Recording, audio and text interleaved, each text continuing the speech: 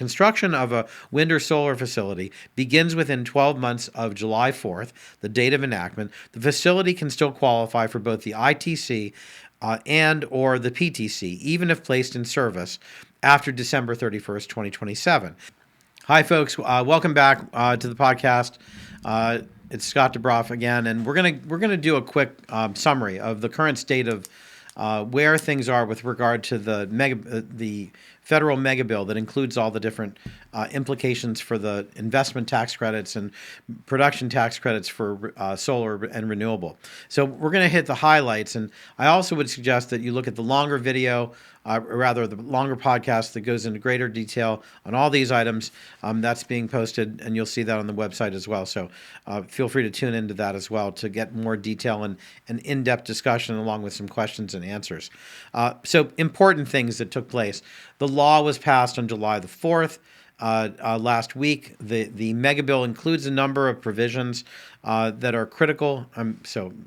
Week and a half ago is July 4th. So the important provisions are this. The first is that the bill accelerates and the law accelerates the phase out of the ITC, the investment tax credit, and the PTC, the production tax credit for wind and solar facilities. The facilities placed in service after December 31st, 2027 will not qualify for these credits. And so one of the important things is the only thing that I was able to find in the actual text of the bill and the law that indicates that the 30% is 30%. And it doesn't reflect, it is not in reference to any other sections, but it's in the investment tax credit section.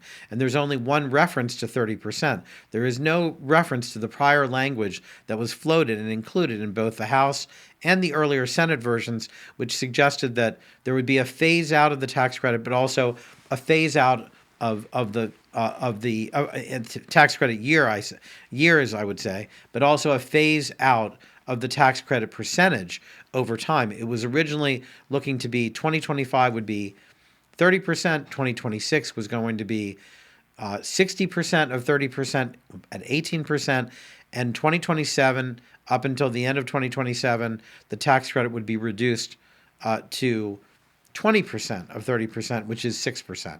But there is no language that I can find as yet that suggests a decrease in the percentage of the tax credit, only that it's 30%. The difference also is the time frame, and we'll talk about that. So the first provision says that, is the grandfathering provision. If a construction of a wind or solar facility begins within 12 months of July 4th, the date of enactment, the facility can still qualify for both the ITC and or the PTC, even if placed in service after December 31st, 2027. So projects in that time frame are grandfathered in, and folks would have a 4-year safe harbor provision. So the projects would not have to be completed until 4 years after that. So that's a real benefit to projects that are developed between now and next July 4th in 2026. The second provision has to do with what's called prohibited foreign entity rules. And those rules indicate that these are rules that show up in other places, in other legislation, but they impact the eligibility of facilities that receive material assistance from certain entities and countries. And so while it does have an impact on solar to the extent that if projects are certain size projects, and also if they are, whether they're invested in or whether there are hardware items that might come from countries that are in this list of countries that are considered enemies of the United States, there's language that affects renewable. And I think it is important to take a look at that. I think at this point, for this discussion about projects and project development starting and ending, that's something that you can get to in the future. The next section is and topic is domestic content thresholds. And so there has always been in the Inflation Reduction Act the idea that you could gain an additional tax credit if you bought a system that had over a certain percentage of hardware that was manufactured or put together in the United States. And so the bill adjusts the domestic content percentages that qualified facilities and energy storage technology must meet to qualify for this domestic content bonus.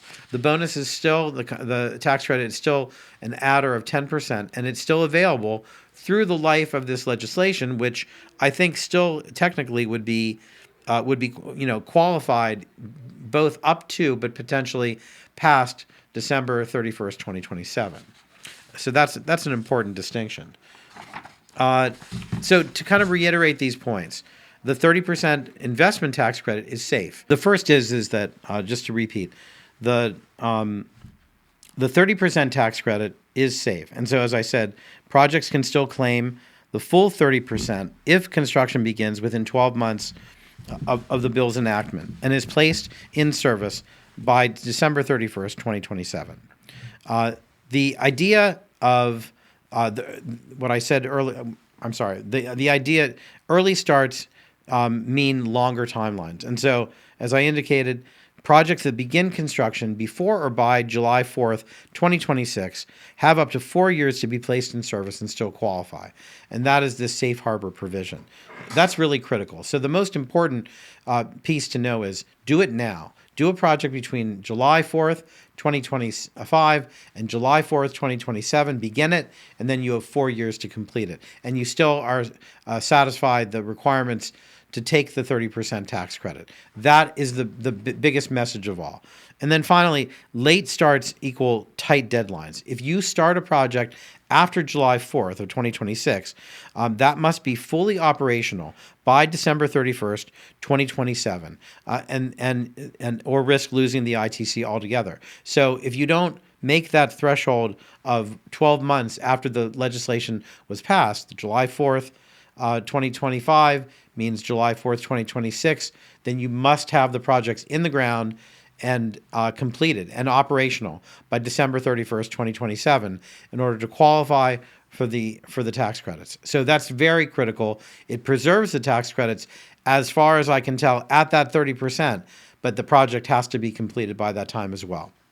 And finally, one thing that keeps showing up is, which is important, is that the phase-out only has to do with wind and solar facilities. And the Act makes clear that the phase-out does not apply to the ITC with respect to energy storage technologies, including energy storage technologies that are placed in service with either a wind or a solar facility. And why is that important? It's important because if you are doing a project that's a wind or solar project, and for some reason you miss the deadline for the 30%, if you do a battery backup capability along with that project, you will get the 30%. And that 30% on the battery capability extends way beyond the end of 2027. And so perhaps it's another 4 years, perhaps it's longer, but to the extent that the tax credit currently survives that December 31st, 2027 timeframe is really important.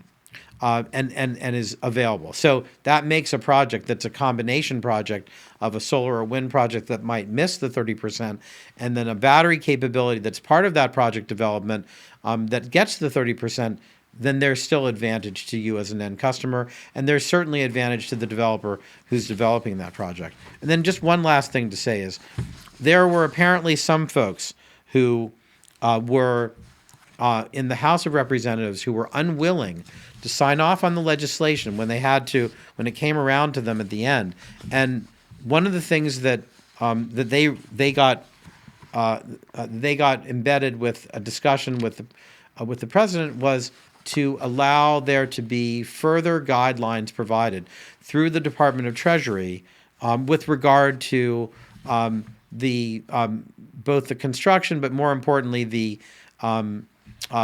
completion dates of projects, so that they wouldn't take advantage of the completion dates and be able to satisfy certain things with that 4-year safe harbor for projects that would be developed prior to that would start prior to July 4th, 2026.